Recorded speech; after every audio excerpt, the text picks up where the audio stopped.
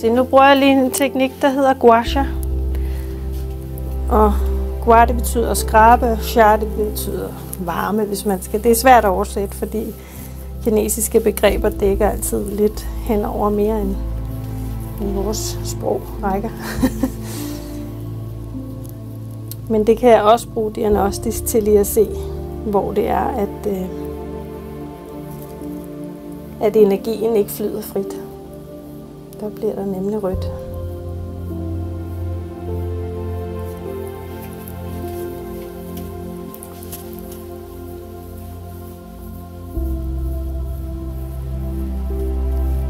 Jeg skraver indefra og ud og slipper, når man kører den anden vej.